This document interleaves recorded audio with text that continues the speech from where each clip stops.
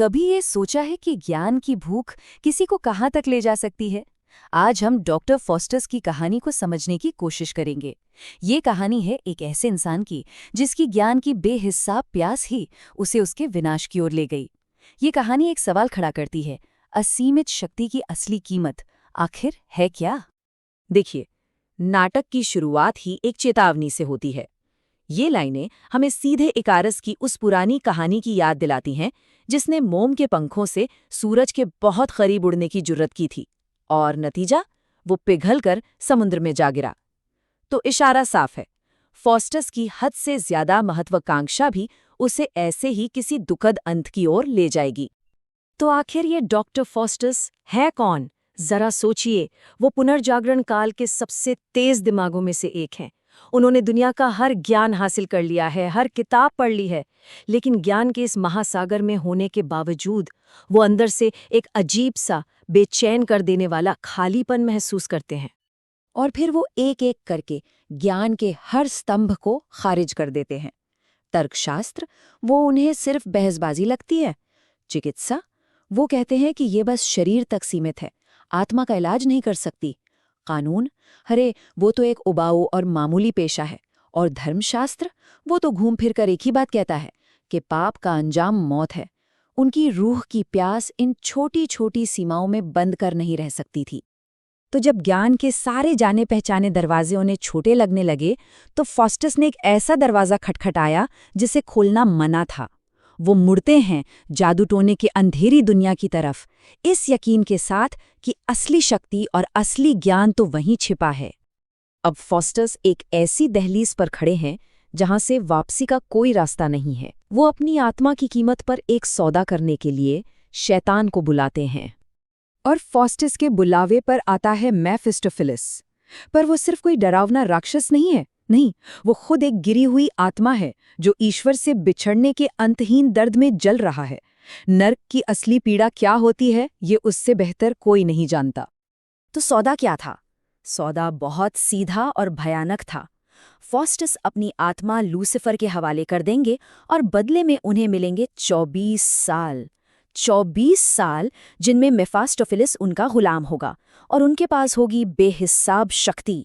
और हाँ, इस सौदे पर मोहर किसी कलम की स्याही से नहीं, बल्कि फॉस्टस के अपने खून से लगनी थी। लेकिन क्या ये फैसला इतना आसान था? बिल्कुल नहीं। फॉस्टस के अंदर एक जबरदस्त जंग छिड़ जाती है। ये जंग दिखाई देती है अच्छे और बुरे दूतों के रूप में। असल में ये कोई असली फरिश्ते नहीं हैं, बल्कि ये फॉस्टस की अपनी ही अंतरात्मा की दो आवाज़ें हैं। एक जो उसे बचाना चाहती है और दूसरी जो उसे लालच देती है। और सबसे बड़ी विडंबना तो देखिए, चेतावनी खुद शैतान की तरफ से आती है। मेफास्टोफिलिस फॉस्टस को साफ साफ बताता है कि नरक कोई आग का गड्ढा या कोई जगह नहीं है, बल्कि वो ईश्वर की मौजूदगी से हमेशा हमेशा के लिए दूर हो जाने का एहसास है। एक ऐसी पीड़ा जिसका कोई अंत नहीं। पर फॉस्टस, वो तो अपने अहंकार में इतना चूर है कि इस गहरी चेतावनी का मजाक उड़ा देता है। वो कहता है, अरे मुझे तो लगता है कि नरक बस एक कहानी है। और शायद यही उसकी सबसे बड़ी, सबसे घातक भूल थी। यहीं उसका घमंड उसकी अक्ल पर भारी पड़ गया। तो आप फॉस्टस के पास ईश्वर जैसी शक्ति है, वो क्या करते हैं इसका? यही तो कहानी की सबसे बड़ी ट्रेजेडी है। इतनी असीम शक्ति पाने के बाद भी फॉस्टस अपने वो 24 साल बस छोटे मोटे मजाक करने और राजा महाराजाओं का दिल बहलाने में बर्बाद कर देते हैं। सोचिए, उनकी इतनी बड़ी शक्ति का पहला इस्तेमाल, एक बचकानी सी शरारत। वो गायब होकर पोप को परेशान करते हैं, उनकी दावत से खाना चुरा लेते हैं।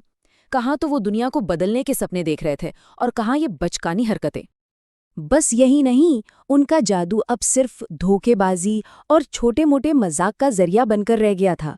वो एक बेचारे घोड़े के व्यापारी के साथ धोखा करते हैं, उसे एक ऐसा जादुई घोड़ा बेचते हैं जो पानी में जाते ही गायब हो जाता है। और अंत में वो क्या बनकर रह जाते हैं? एक दरबारी जादूगर। दरबारियों को खुश करने के लिए कड़ाके की ठंड में ताज़े अंगूर उगाते हैं। वाह, क्या कमाल है! पर जरा सोचिए, उस इंसान के लिए ये कितना छोटा काम है जो कभी ब्रह्मांड के सारे रहस्य जानना चाहता था। और देखते ही देखते 24 साल गुजर जाते हैं, पलक छपकते ही। अब कहानी फॉस्टस की जिंदगी की आखिरी रात पर आ पहुंचती है। समय का पहिया अब रुकने वाला है और उसे अपनी किस्मत का सामना करना ही होगा। अपने सामने मौत को खड़ा देखकर उससे भागने के लिए फॉस्टर्स अपनी आखिरी ख्वाहिश मांगता है, ट्रॉय की हेलन। वो इतिहास की सबसे खूबसूरत औरत की रूह को बुलाता है ताकि वो उसकी प्रेमिका बन सके।